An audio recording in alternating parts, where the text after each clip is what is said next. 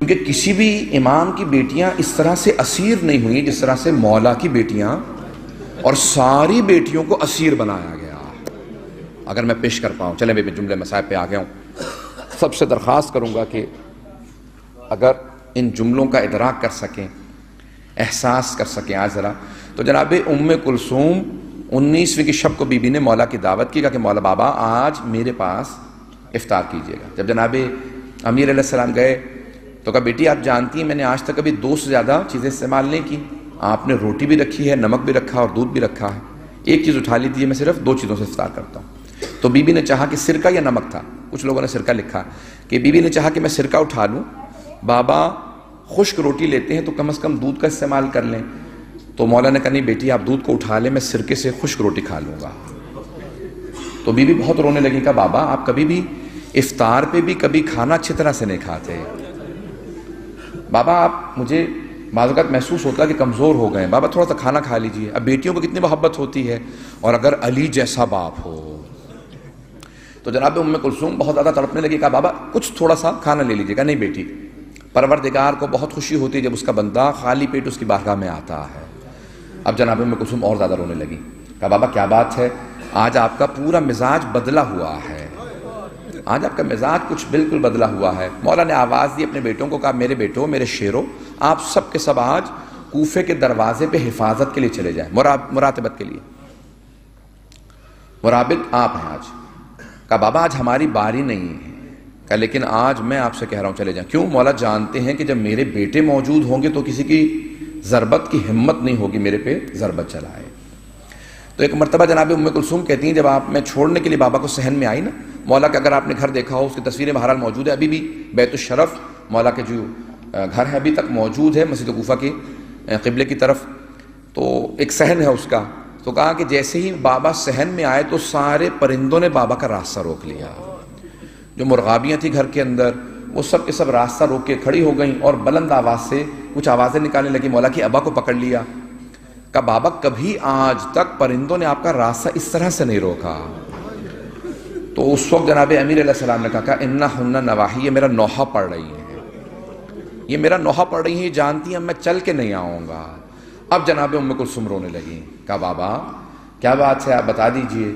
تو ایک مرتبہ مولا نے کہا کہ بیٹی آپ چلی جائیے، یہ اللہ کی ملاقات کی رات ہے۔ جب ایک مرتبہ ضربت کی آواز چلی نا اور جناب جبرائیل نے مرثیہ پڑھنا شروع کیا، تو جناب زینب سے جناب ام کلثوم نے، یا جناب ام کلثوم نے جناب زینب سے کہا، مولا نے خود جا کے اذان دی تھی نا محراب میں، مولا نے خود اس دن 19ویں کی صبح مولا نے خود اذان دی تھی، روایت کے الفاظ ہے مولا نے خود اذان، جیسی اذان دینا شروع کی نا تو ایک بیٹی نے دوسری سے کہا ہمارے بابا کی آواز میں کتنا درد ہے، اتنا درد ہے بابا کی آواز میں کہ اذان سنتے ہوئے رونا آ رہا ہے۔ عزیزان گرامی، جب جناب ام کلثوم کوفے پہنچی نا تو پہلی آواز جناب زینب نے دی امام سجاد علیہ السلام کو، کہا بیٹا سجاد ذرا شمر سے کہو کہ ہمیں کوفے نہ لے جائے، میں اس شہر کی کبھی شہزادی بن کے آئی تھی۔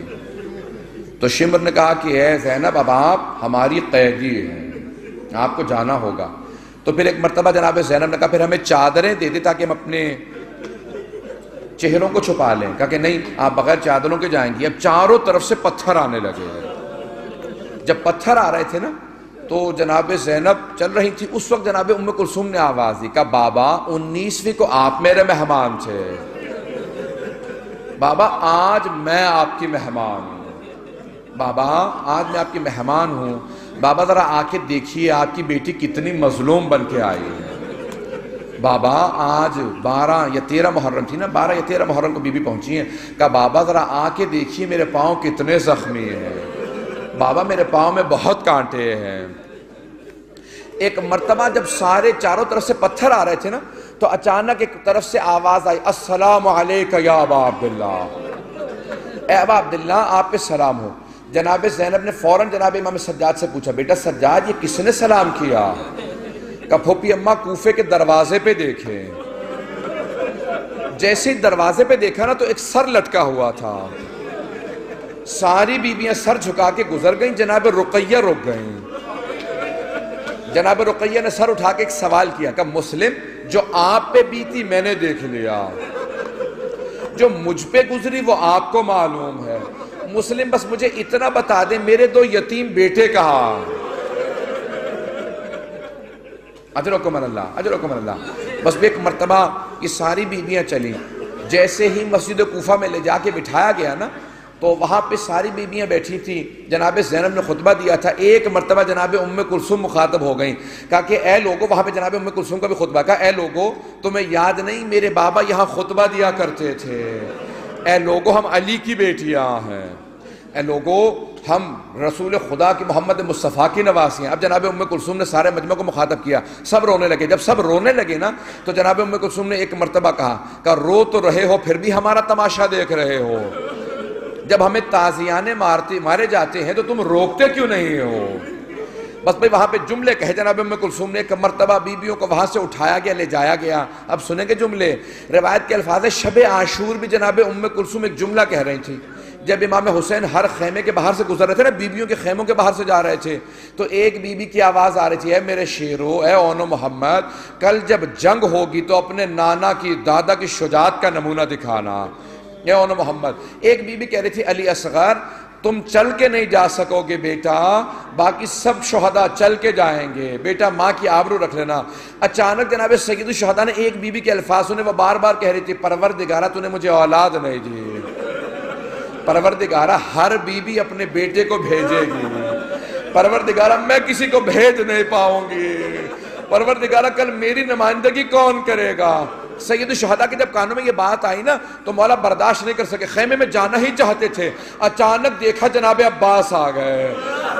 جناب عباس نے کہا بی بی آپ کی طرف سے میں قربانی پیش کروں گا، بی بی کل میں آپ کی طرف سے شہادت پیش کروں گا، اے بی بی میں آپ کی طرف سے قربانی پیش کروں گا۔ کہا جناب ام البنین کی طرف سے کون ہوگا؟ کہا میرے تینوں بھائی میری ماں کی طرف سے جائیں گے، جعفر عبداللہ عثمان تینوں میری ماں ام البنین کی طرف سے ہوں گے، لیکن بی بی آپ کی نمائندگی میدان کربلا میں کروں گا۔ عزیزان گرامی اب روک کے جملے کو کہوں گا، یہ شب عاشور ہے، لیکن جیسے ہی آزادی ملی، رہائی ملی، شہداء کے سر واپس آنے لگے، جب سر آ رہے تھے نا تو جب ایک ننھا سا سر آیا جناب رباب نے لے لیا، ایک سر آیا جو بڑا حسین سر تھا، جناب لیلا نے کہا لاؤ یہ سر مجھے دے دو۔ سر کو لینے کے بعد ایک جملہ کہا کہ علی اکبر تیرے بغیر ماں کا جینا بڑا مشکل ہے۔ راوی کہتا ہے اگر میری طرف دیکھ سکے، راوی کہتا ہے اتنے میں ایک سر آیا، اسے نیزے سے نہیں اتارا گیا تھا، اسے تھیلے سے نکالا گیا تھا۔ پوچھا کیا بات ہے، اسے نیزے پہ بلند کیوں نہیں کیا گیا؟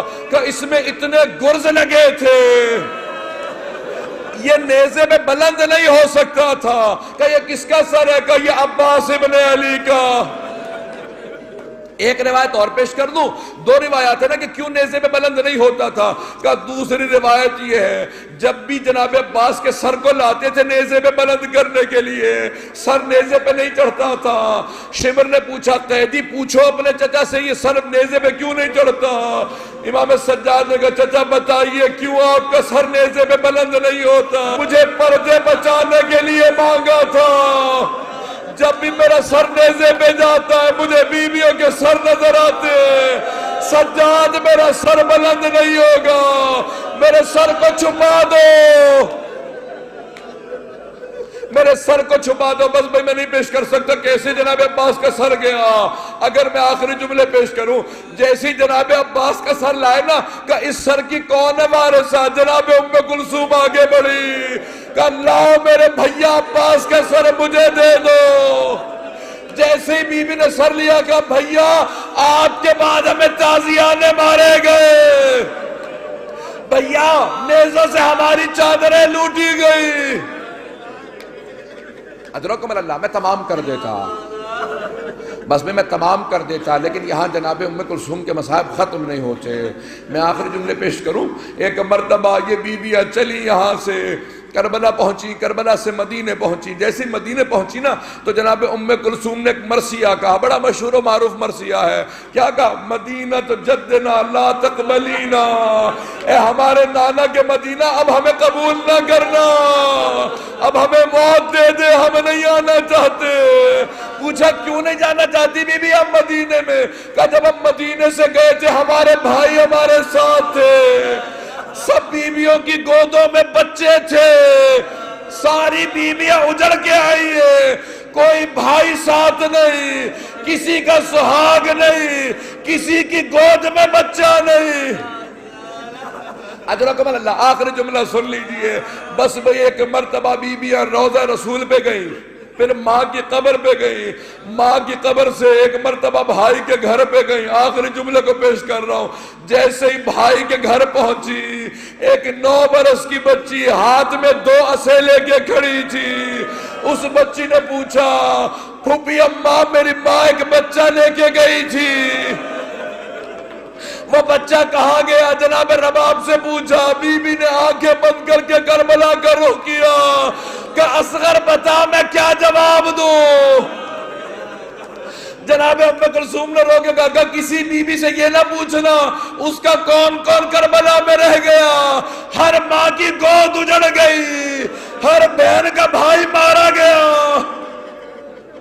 الا لعنت اللہ علی القوم الظالمین۔